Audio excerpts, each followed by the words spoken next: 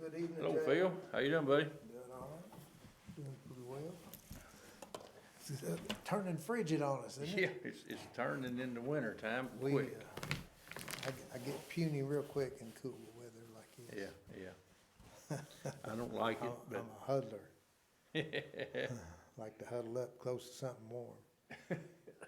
Jay, we're stepping out of our session on, our fall session that we had on how to build our life on God's Word. Mhm. And tonight we start a new session, putting fear in its place. And in this session, we even get into Zephaniah later on. yeah, yeah. I saw that. There's not a lot of study that we've done on Zephaniah. The writer of the series, he talked about how he liked new adventures and how a recent trip that he made to New Mexico was one of those. And he talked about driving up these unfamiliar roads Yeah. and not very well equipped with guardrails. It didn't Right. sound They like don't. it. They don't have many He- out west. He Phil. said that, when they were up on the ridges, I got the sense from his writing that they were very close to the edge. Mhm. And therefore, he was paying deep attention. He didn't need anybody telling him not to be texting his friends from driving down those hills and up those mountains. He must have had a Judy sitting beside him, because when Judy gets close to the edge, she starts hollering at me. Unfamiliar terrain, whether it is in areas of our life or if it's on the road, Right. it makes us have some apprehensive thoughts. And things that are unfamiliar can be distracting, for one thing. Yeah. Both as we're driving and as we go through life. We get distracted on those particular things, maybe pay a little more attention to them than we ought. Or if we get distracted, we might not be paying as much attention as we should. So he was talking about some of the drop-offs and the turns and getting a little pit in his stomach. And I don't think he had much in the way of a cure for it, except to be riveted and Tense up and pay attention. pay right? attention, driving the safest way that he could. Mhm. Mhm. Franklin Roosevelt, when we had Pearl Harbor bombed, he talked about this. There's nothing to fear except fear itself. Right. Right. Well, it's just not true. Yeah. It might have been a good saying for the time. It might have inspired some people, but it's not true. Our fear is necessary. Keeps us from getting hurt. It's beneficial sometimes. When I was in school, it served me to have fear from some big old monsters, mean boys, Yeah. just kind of keep my mouth shut sometimes. Yeah. Yeah. And We- it's that way as we walk through life. We have fear of certain things, but what about fearing God? Do we fear God? Well, we're going to see today. The Bible tells us it's healthy to have a fear of God. Do we fear God as a society? I don't think so, Phil. I don't think No. we do either. No. But it's a healthy fear that you're talking about, and it helps us to navigate through life in a way that's healthy for us. And it's best for us. And it's best for the long life, and it's best for a lot of things. Psalm 33 is a praise song.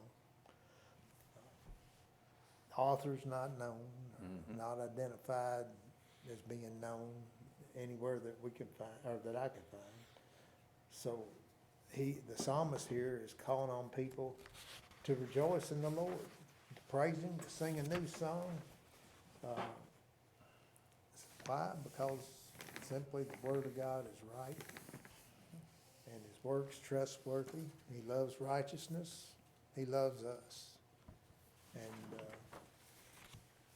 We see, we take a look at creation, yeah, yeah.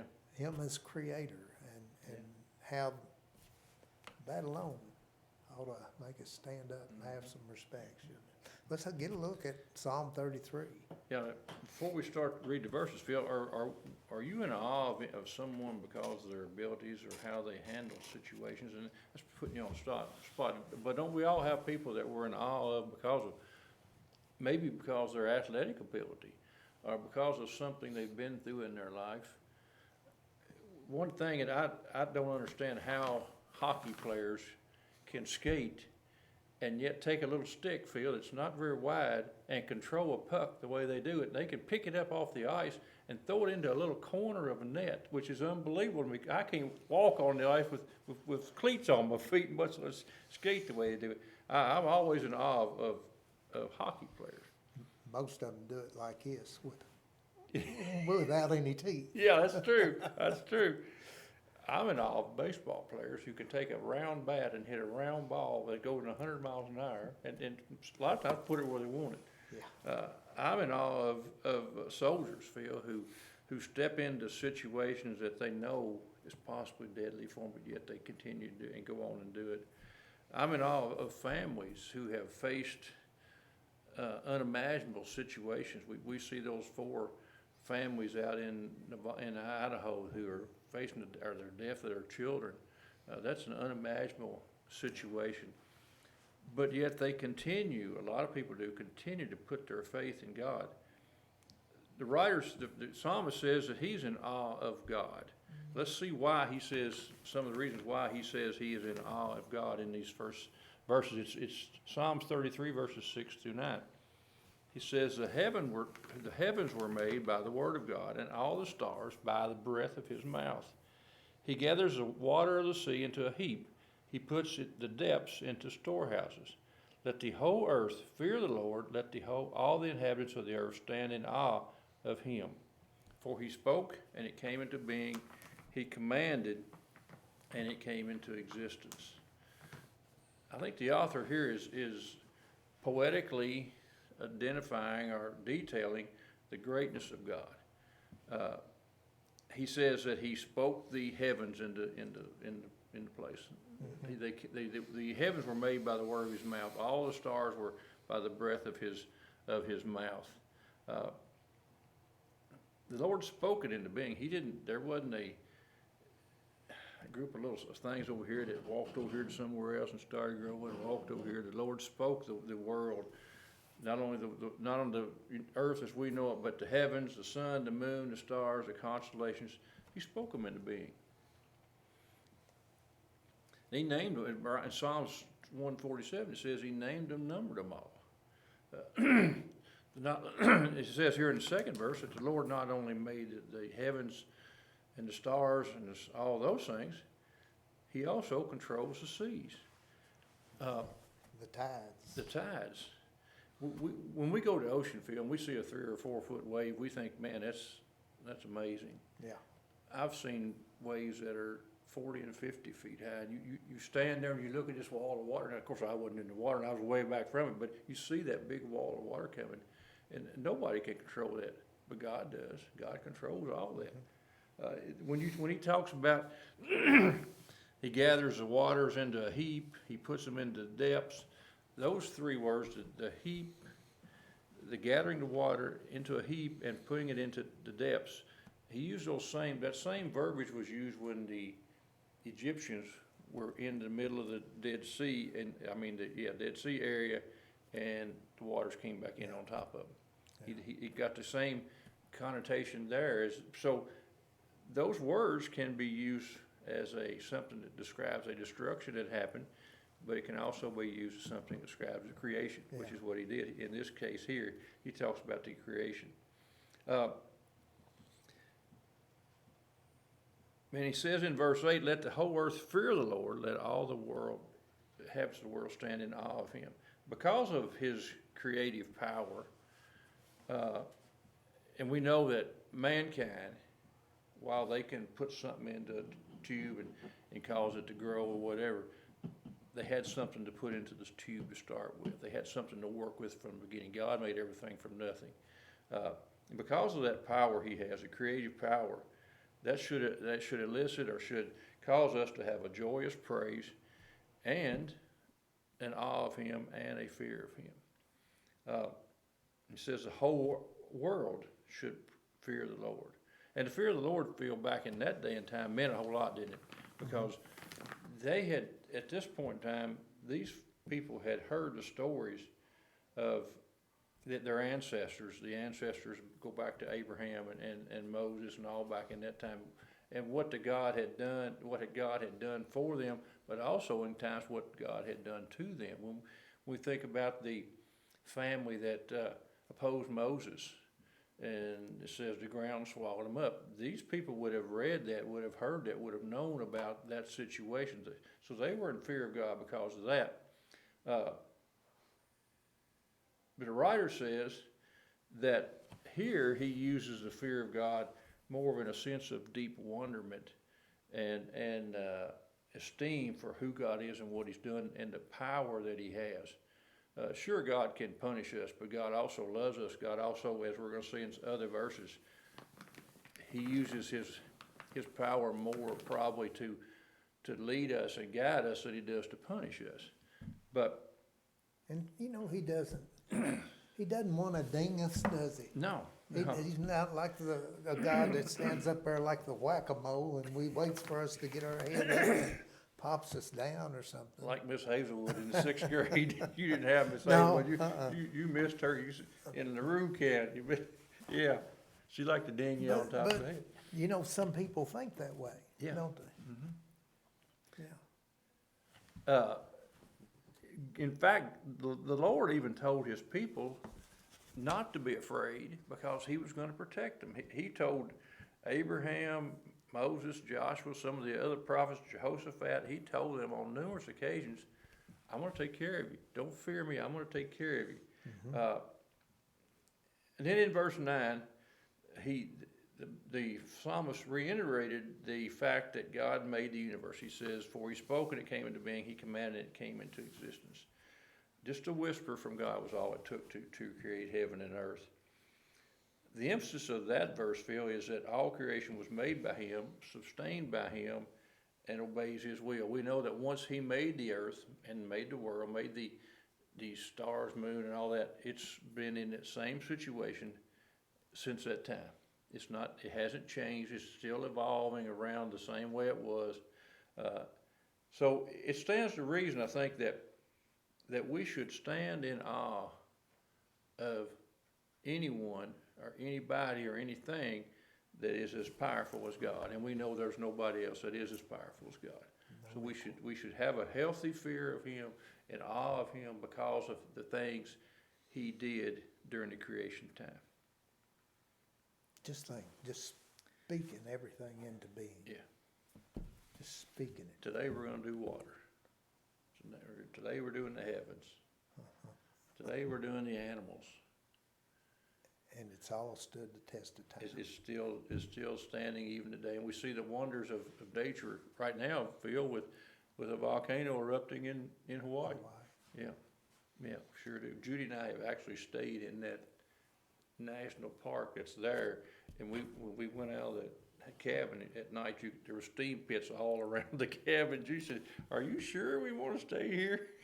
I was there in '86 and it had erupted in '84. Yeah, that's what. So the lava flow from '84 was still black. Yeah, You know, yeah. And just, well, it looked like blacktop. Right, exactly right. And, it sure does. It was just incredible to stand up there and think of that thing spewing out and all that.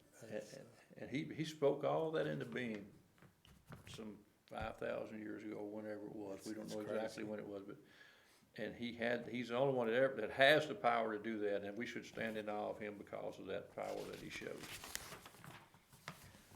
In the next verses, it's more the same.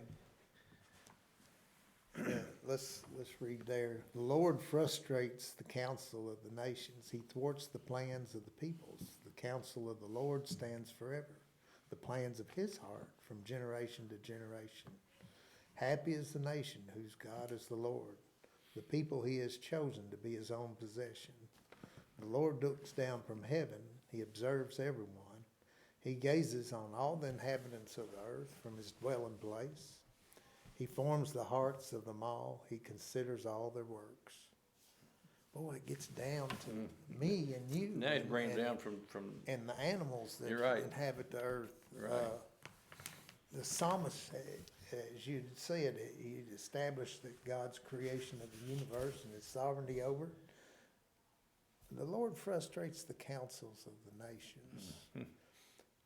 People that make plans outside of God's will, whether it be a nation, a king, whatever. us. He thwarts those plans. Yeah, well, us individually. We can choose our way. We can choose God's way if we want. But when we choose our way, our plans are destined to be altered and fail. The way of wisdom, it says, it begins with God's plans.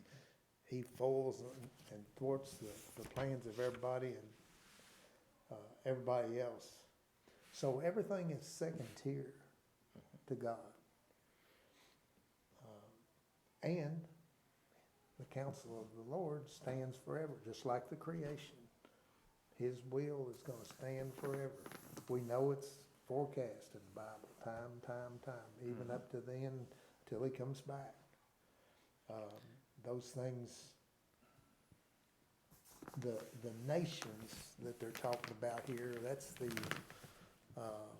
non-Jewish Gentiles. Right, Well, it's right. the same verbiage in the Hebrew that referred to non-Jewish Gentiles. So it's referring to pagans, but we know ourselves that the Jewish culture didn't always follow God's plans, did it? Right.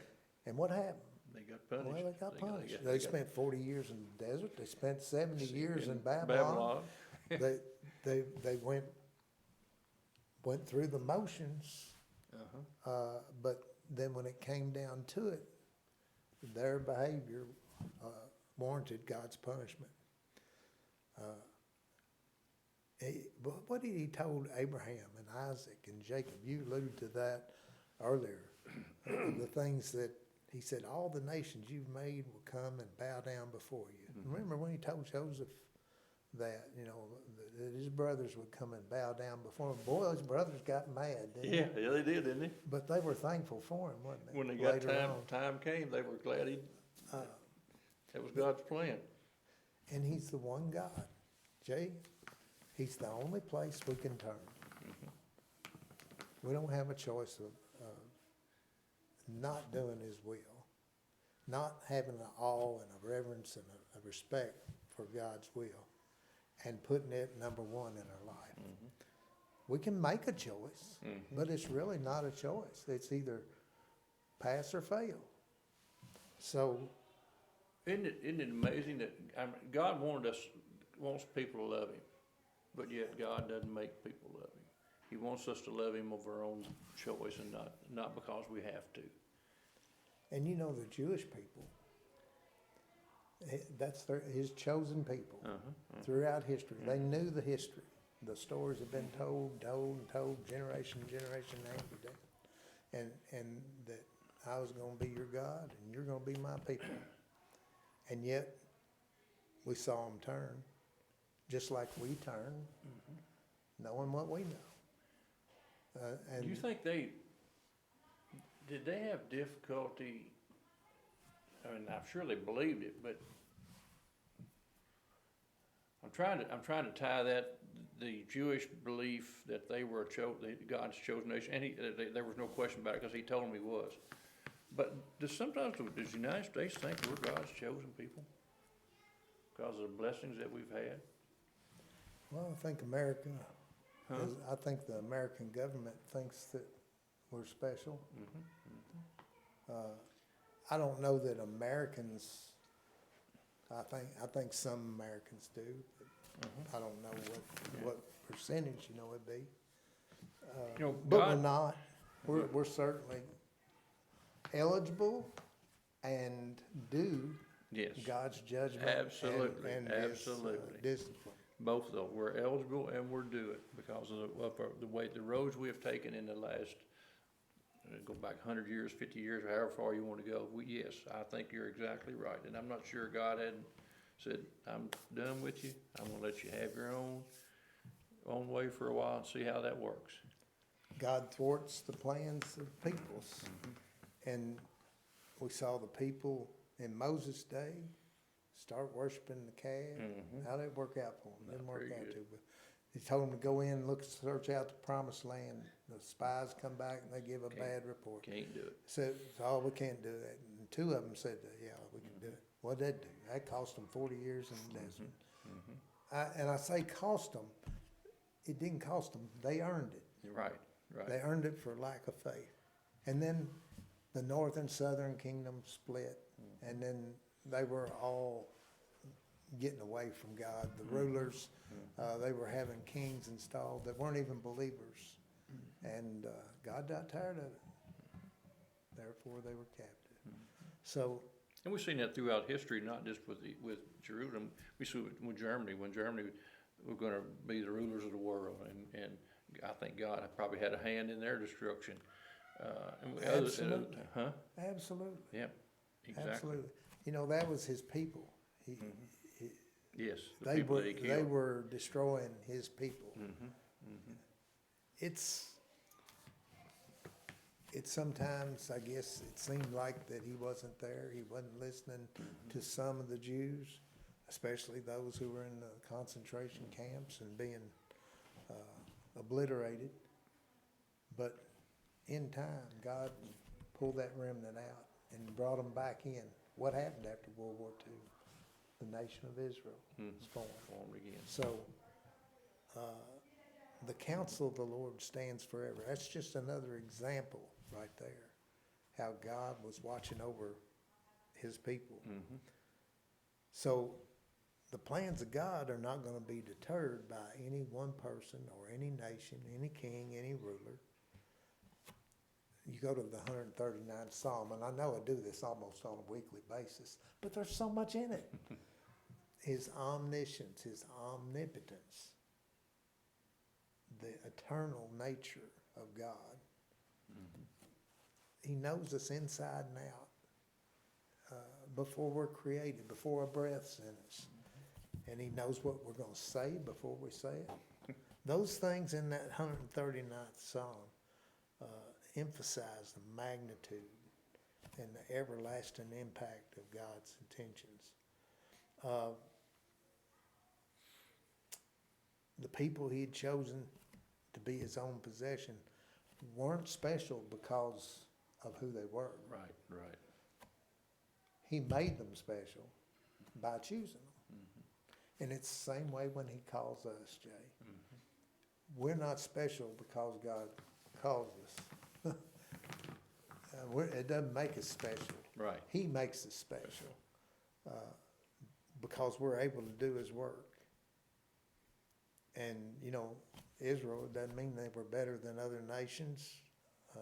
Certainly their behavior wasn't better at times, but by his sovereignty, he selected them, and they were going to be the channel that he would use to carry his word throughout all kingdoms, both Gentile and non-Gentile. So the other thing here, it talked about him gazing on the inhabitants of earth. He kind of looks, not like he's looking down on us, but he really does, doesn't he? He So- knows our ways. He wants us to have that intimate relationship and share with him what's on our hearts and our minds. He already knows it. It's not that he needs it. We need it to get that communication going. And he fashions our relationship in that way. He gives, and then like you said, he gives us free will.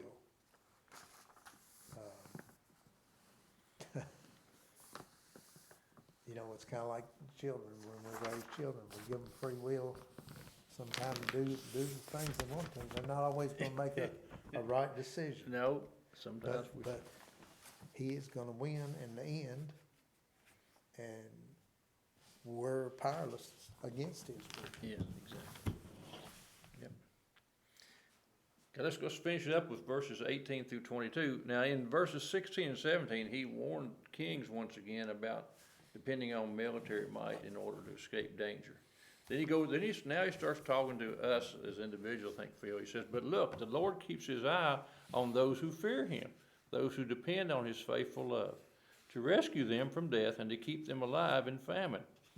We wait for the Lord. He is our help and shield. For our hearts rejoice in him because we trust in his holy name. May your faithful love rest on us, Lord, for we put our hope in you." He says there in verse 18 that he keeps his eye on those who fear him, those who depend on his faithful love. He's talking about believers there, Phil. And obviously, as you alluded to there earlier, God doesn't set up in heaven with a pair of binoculars and literally keep his eyes on us. But because of his perception and his ability, he knows what's going on right now, Phil. He knows exactly what we're doing. He knows what they're doing at the MRC building. He's all-knowing. He knows everything happening at one time. So he doesn't keep an eye on us. But I think it's good that he keeps his eye on us if we fear him. I mean, now, there's sometimes we don't want him to have his eye on us, right? But most of the time, Well, us as believers, We're foolish enough to behave in ways that we know are contrary to his will, even when we know that he knows us, he knows what we're gonna do before we do it. And yet we'll still act like he doesn't exist. and then we get contrite about it. We confess it because we know it's not in his will. We know it's not what he wants us to do. But he talks about the end of that verse. He says, he keeps his eye on those who fear him, those who depend on his faithful love. We wait with high hopes, Phil, and trust God to deliver us whenever we have a need. We know that. We've been through that, and our families have been through that. Our friends have been through that. In times of difficulty, those of us who have an awe of him and a fear of him depend on him and his faithful love to see us through those situations. We're confident in his love and his faithfulness. Now, this faithful love that the writer talks about here is the same words that the New Testament writers wrote about Jesus' agape love. Same kind of love. The Lord has the same love for us as Jesus has for us. The agape, the self-giving love that Christ had to go to the cross for us. It talks about 19 there that he keeps his eye on us to rescue us from death and keep them alive. He says them alive in famine. In that day and time, early death and famine were two things they had to be concerned about. Unlike us today here in the United States, where we can eat all we want every day, and our lifespan's now up at 78 years probably for maybe 82 for a woman, 78 for a man, something like that. But we have other things that we're concerned about, and we talk about not being persecuted much here in the United States. I'm not sure that hasn't changed so much over the last 10 or 15 years that we can say there's persecution in the United States now. The things, Phil, when you turn on the TV and sexual misconduct is thrown in your face on almost every commercial, and that's a form of persecution to a believer. Yeah. Because we have to see that, and I guess you can avoid seeing it, but you don't see anything if you do anything else if you do. You got children, you have to explain it to children. You have to explain some things there that are pretty uncomfortable to explain. That were never talked about when you and I were being raised. No. Never talked about. I think in today's society, we're concerned about our safety. We see things going on now in small towns that used to be relegated or only happen in large cities. Yeah. Now we see it in small rural towns. So those are some issues that we're concerned about. And he rescues us. helps keep us safe from those type things. Now, we know that we're all gonna die, but it's a different death when it's a Christian, when it's a believer in it, and when we pass away than it is for a non-believer. We know, we have, I start to say we have hope, we have an assurance of what's gonna happen at that point in time. So God's gonna rescue us from death by giving us eternal life from that point on. And he says in verse, We talk about fear. Do people fear that their lives are gonna be taken early? a lot of people's actions indicate they don't fear it, or they don't care. I don't understand how somebody can do some of the things they do.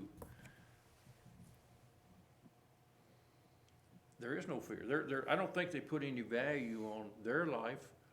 Obviously, they don't put any value on anybody else's life.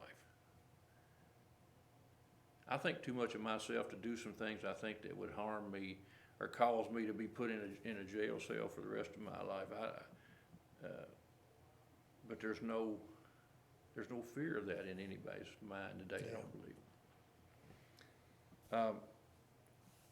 Verse 20, he talks about, we wait for the Lord. He is our help and our shield.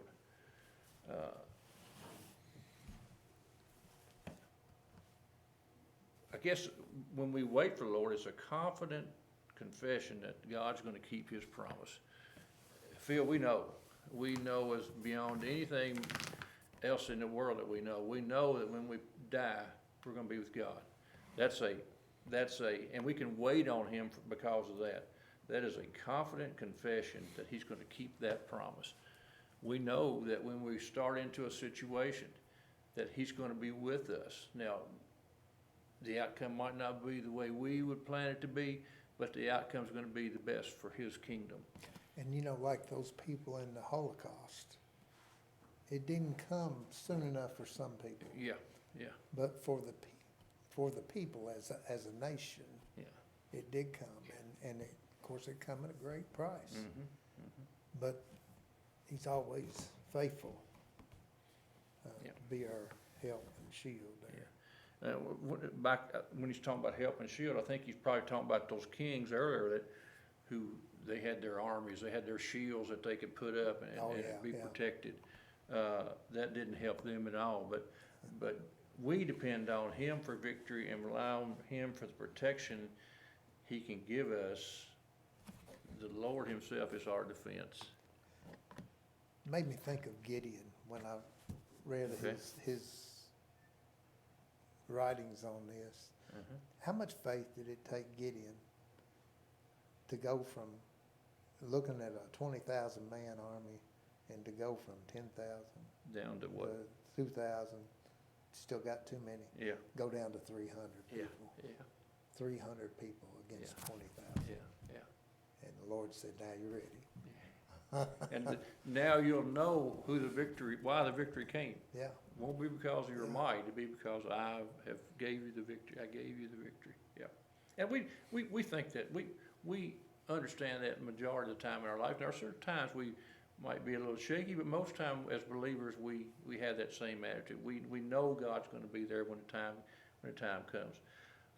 Verse 21, he says, "Rejoice in our hearts because we trust in his holy name." Trust is, the writer says, trust is the essence of real faith.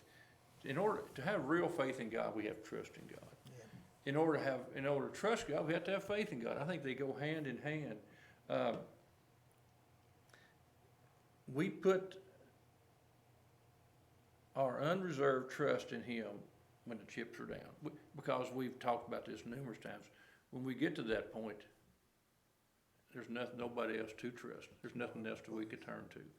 We can't do anything on our own. We've got to the point where we can't do anything on our own, and we have to depend on God. It says the Lord is holy because he is perfect, transcendent. He goes on forever and ever, and pure. He is worthy of our adoration and our reverence. And the writer says in about verse 22 that the most important attribute of God is his faithful love.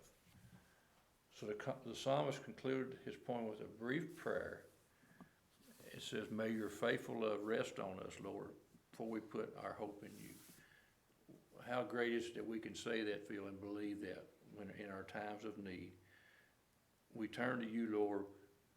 Let your faithful love rest on us, protect us, guide us, and we put all of our hope in you.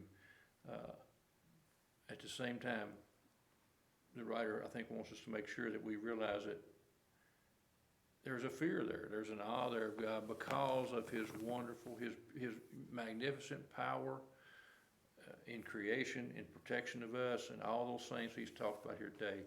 So that's the reasons why we have a fear of him. It's a reverent fear of him and awe of him.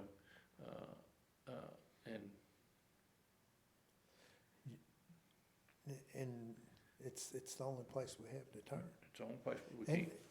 and you know, yes, I still fail in the trust department. And I say this, not on a daily basis, but I liken it to when I get stuck in the snow and I know I'm not gonna be able to get out. Yeah, What do? I sit there and I spin the tires. yeah, I do everything I can to try to get out. yeah, yeah. And you know, it's that way in some situations. I'll do the same thing with God.